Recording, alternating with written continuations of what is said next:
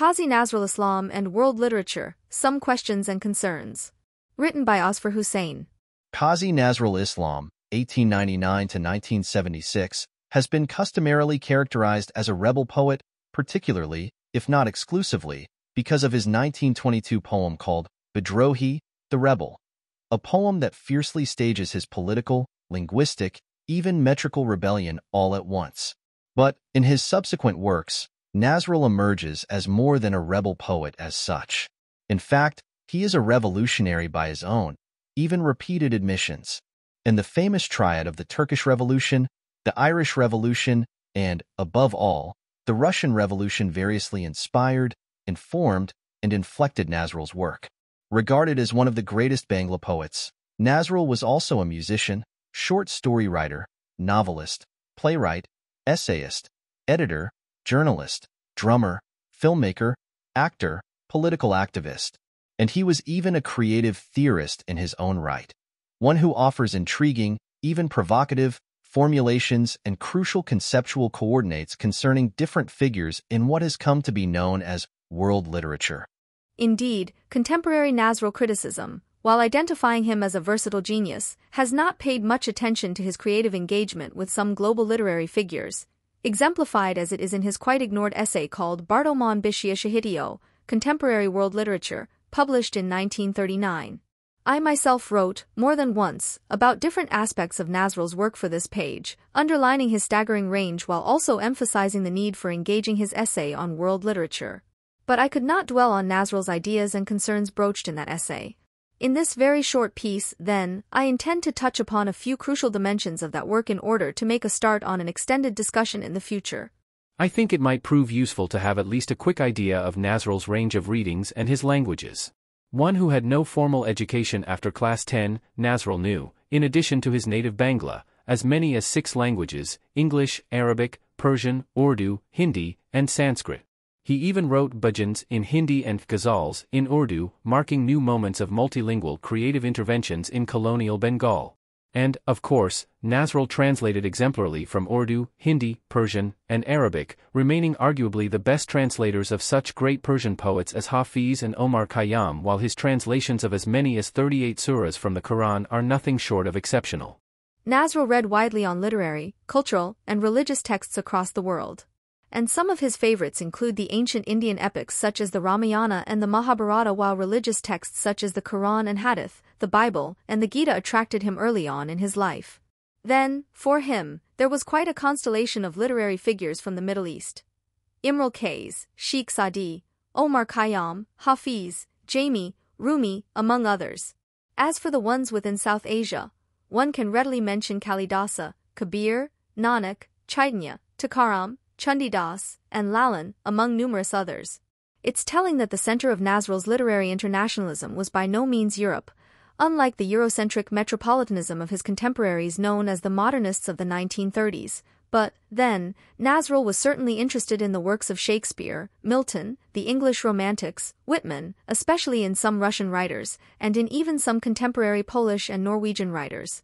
Now, in his essay on world literature, Nazrul does not immediately deal with the conceptual incoherence of what has come to be known as world literature as such, a nebulous term that continues to be rethought today. But Nazrul, as a revolutionary, is quick to politicize the notion of world literature by noting polarities and mobilizing certain interpretive metaphors while calling attention to both converging and conflictual constellations and configurations of creative writers across linguistic and geographical borders and boundaries. For instance, he begins his essay by deploying the metaphors of earth and heaven to identify certain conflictual trends and tendencies in literature, and thus maintains that there are those writers who are earthbound, rooted, in love with the Mother Earth, while, according to him, there are also those who wing heavenward. Nazrul alludes to P.B. Shelley's Skylark and John Milton's Birds of Paradise to characterize those writers, ones who are primarily dreamers, who even aim at some kind of idealist transcendence. But Nazrul, well before such revolutionary Latin American poets as Ernesto Cardenal and Roque Dalton, also ranges beyond any easy binarism between earth and heaven to encompass a third space inhabited by those writers who believe in the realization of paradise on earth. In any event, while talking about world literature, one which Nazrul reads not as an established canon of European masterpieces but as a mode of circulation and reading. To use David Damrosch's formulation from his book What is World Literature? 2003. Nazrul is among the first ones in colonial Bengal to suggest, at least implicitly, that the literary itself constitutes a loaded site of ideological battles and even class struggles in history, although Nazrul remains opposed to the instrumentalization of the literary as such while remaining attentive to the dialectical interplay between the aesthetic and the political. And it is both interesting and instructive that in his essay, Nazrul brings together, among others, Rabindranath Tagore and W.B. Yeats on the one hand, and Maxim Gorky and Bernard Shaw on the other, to suggest certain conflicts and polarities predicated on both aesthetic and ideological orientations.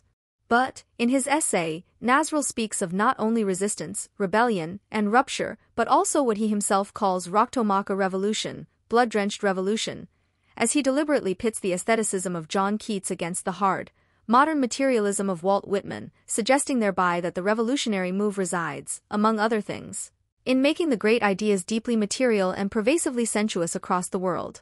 Then Nazrul pays a short tribute to one of his most favorite poets, Alexander Pushkin, while he even enthusiastically mentions the great Russian novelist Fyodor Dostoevsky, quoting from Chapter 4 of Part 4 of his novel called Crime and Punishment.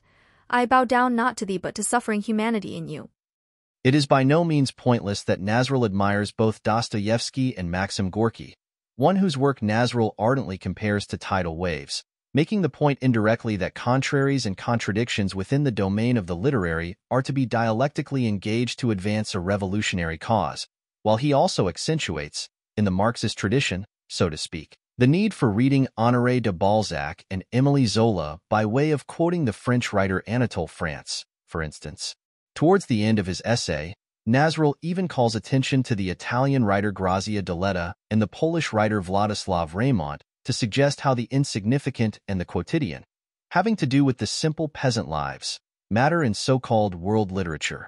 In other words, for Nazrul, what is called world literature, as a mode of reading, cannot remain divorced from the materiality of a cause he envisages as a poet who is also a revolutionary. End. Dr. Azfar Hussain is Director of the Graduate Program in Social Innovation and Professor of Integrative/Interdisciplinary Studies at Grand Valley State University in Michigan, U.S. He is also Summer Distinguished Professor of English and Humanities at the University of Liberal Arts Bangladesh and Vice President of U.S.-based Global Center for Advanced Studies.